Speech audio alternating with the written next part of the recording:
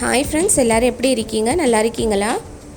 இன்றைக்கி நம்ம ரொம்பவே சூப்பரான, ரொம்பவே டேஸ்டியான, டக்குன்னு செய்யக்கூடிய இஃப்தார் ஸ்நாக் தான் செய்ய போகிறோம். இந்த ஸ்நாக் ஒன்று சாப்பிட்டாலே போதும், ரொம்ப ஃபில்லிங்காக இருக்கும். இது எப்படி செய்கிறதுன்னு பார்க்கலாம் வாங்க. அதுக்கு 2 ஆனியனை இந்த மாதிரி கட் பண்ணி வச்சுக்கோங்க. ஒரு பச்சை மிளகாய், 1/4 டீஸ்பூன் மஞ்சள் தூள், 1/2 டீஸ்பூன் மிளகாய்த்தூள், 1/2 teaspoon salt, 1/2 teaspoon chaat masala. இது எல்லாத்தையும் சேர்த்து நல்லா மிக்ஸ் பண்ணிக்கோங்க. இந்த மாதிரி ஸ்பூனை வச்சு மிக்ஸ் பண்ணதுக்கப்புறம் கைகளால் நல்லா மிக்ஸ் பண்ணி விட்டுக்கோங்க.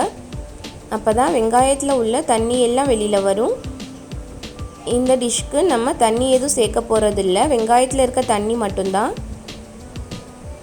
இப்போ நல்லா மிக்ஸ் பண்ணதுக்கப்புறம் 1/2 கப் அளவு கடலை மாவு, 1/4 கப் அளவு அரிசி மாவு சேர்த்துருக்கேன்.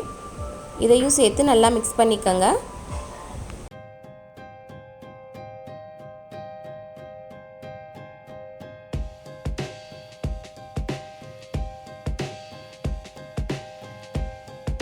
இந்த மாதிரி எல்லாமே ஒன்று சேர நல்லா மிக்ஸ் பண்ணி வச்சுக்கோங்க. இதுக்கப்புறம் இதில் ஒரே ஒரு முட்டை மட்டும் சேர்த்துக்கிறேன்.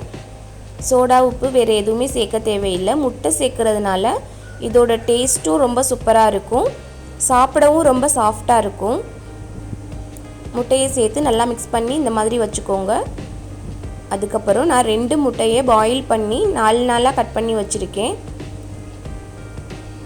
நம்மளோட பேட்டரை இந்த மாதிரி எடுத்து வச்சு அதுக்குள்ளே நம்ம கட் பண்ணி வச்ச முட்டையை எடுத்து மேலேயும் கொஞ்சம் மாவு வச்சு முட்டை வெளியில் தெரியாத அளவுக்கு நல்லா க்ளோஸ் பண்ணி விட்டுக்கோங்க.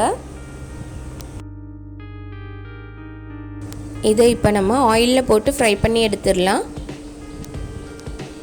ஆயில் ரொம்ப ஹீட் ஆகக்கூடாது, நார்மல் ஹீட்டில் தான் இருக்கணும்.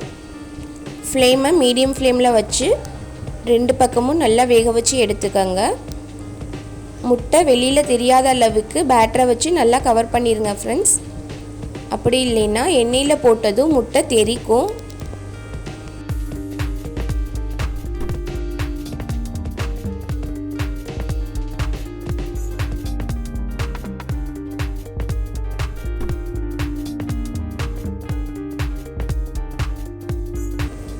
நம்மளோட எக் ஸ்டஃப்டு ஆனியன் பஜ்ஜி ரொம்ப சூப்பராக ரெடி ஆகிருச்சு. இது கூட நீங்கள் கெச்சப் வச்சு சர்வ் பண்ணலாம்.